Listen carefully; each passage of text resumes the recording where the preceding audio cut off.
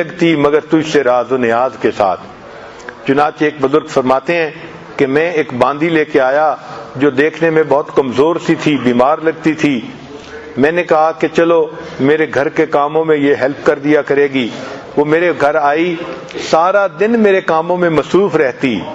جب رات کا وقت ہوتا تو آ کے مجھ سے پوچھتی آپ کو میری ضرورت ہے؟ اگر میں کہتا ہاں تو میرے ساتھ رات کا وقت گزارتی، اگر کہتا کہ مجھے ضرورت نہیں ہے تو وہ وضو کر کے مصلے پہ آ جاتی اور پوری رات مصلے کے اوپر عبادت کرتی رہتی۔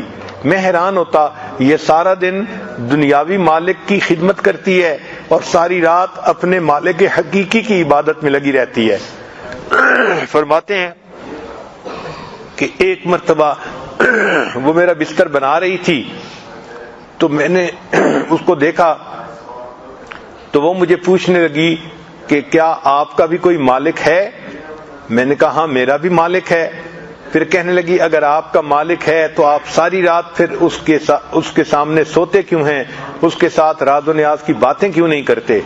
تو مجھے عجیب سی وہ عورت لگی کہ یہ کیسی عورت ہے، انوکھی سی ہے، نہ دن میں سوتی ہے نہ رات میں سوتی ہے، عبادت ہی کرتی رہتی ہے۔ ایک دن رات کو جب میری آنکھ کھلی تو وہ تہجد کی دعا مانگ رہی تھی اور اس دعا میں کہہ رہی تھی اے اللہ آپ کو مجھ سے محبت رکھنے کی قسم میری یہ دعا پوری فرما دیجئے۔ تو میں نے اس کو ٹوکا اے لڑکی اس طرح دعا مت مانگو، اللہ آپ کو مجھ سے محبت رکھنے کی قسم، یوں دعا مانگو اللہ مجھے آپ سے محبت رکھنے کی قسم کہ میں آپ سے محبت کرتی ہوں۔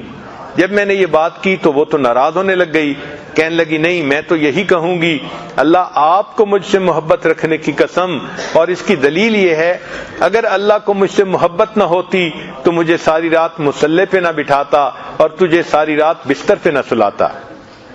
مجھے جو جگایا ہے تو اللہ کو مجھ سے محبت ہے تو جگایا ہے نا۔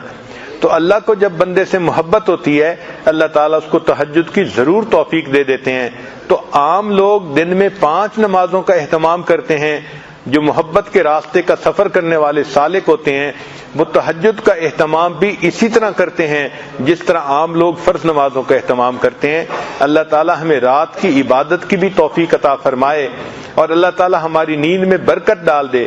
ہمارے حضرت مرشد عالم رحمۃ اللہ علیہ فرمایا کرتے تھے ایک دفعہ میں بہت تھکا ہوا تھا اور سفر کے بعد جب آیا نیند غالب تھی تو میں نے کہا کہ میں سو جاتا ہوں۔ میں جب سویا تو مجھے اتنی گہری نیند آئی کہ میں نے خواب دیکھا، خواب میں کوئی کہہ رہا تھا ہم ہی سلاتے ہیں اور ہم ہی جگاتے ہیں، ہم ہی سلاتے ہیں اور ہم ہی جگاتے ہیں۔